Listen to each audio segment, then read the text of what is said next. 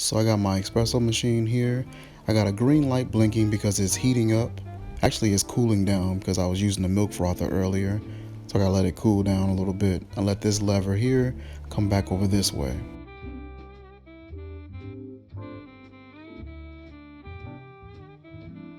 In the meantime, I'm going to go ahead and grab my milk, put it in my pitcher, and place it into the freezer. Here is our filter where we place our grounds into.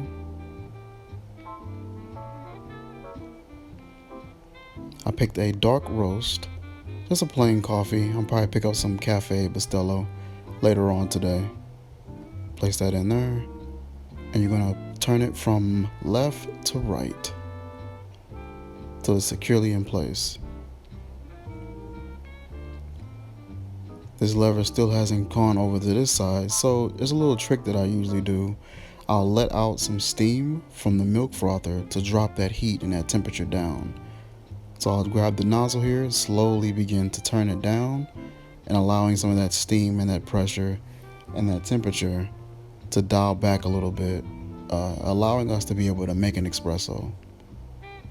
The espresso machine won't allow you to make any espresso if it's already at a high heat and it's too hot, so you have to release some of that temperature and pressure. Alright, and it's already back within good range, so we're all good to go.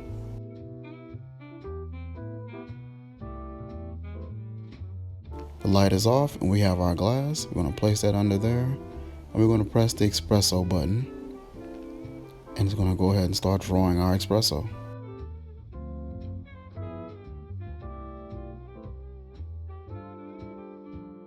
Having a better bean or a better roast will allow more crema on top. This particular coffee is a cheaper coffee, so it didn't pull as much crema as it could. So keep that in mind.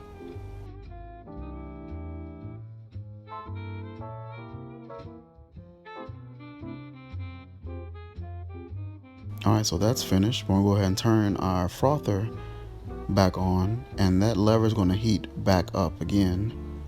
Once it's heated back up, we're able to go ahead and steam our milk.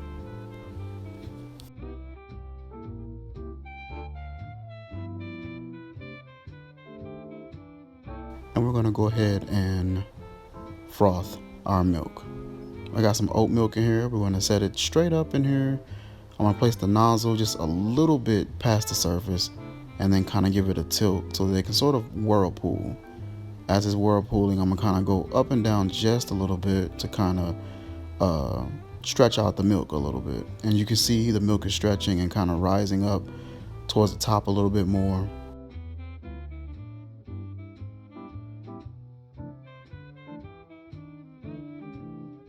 Now we have a bunch of air bubbles inside of our milk, so we want to either stamp it down on a countertop or just want to keep swirling it and incorporating all of the foam into the milk at the bottom. You want a nice smooth surface. You don't want a lot of bubbles. We're going to take our espresso here, take our milk, you're going to tilt the espresso cup, and you're going to come up at a high altitude, and you want to come down slowly and then bring in your foam that is on top, and that's it.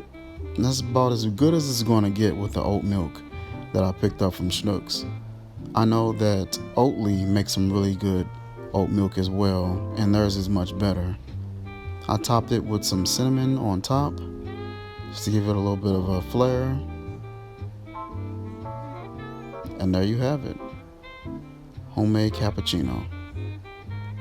Like, comment, share, subscribe, and I will see you guys soon.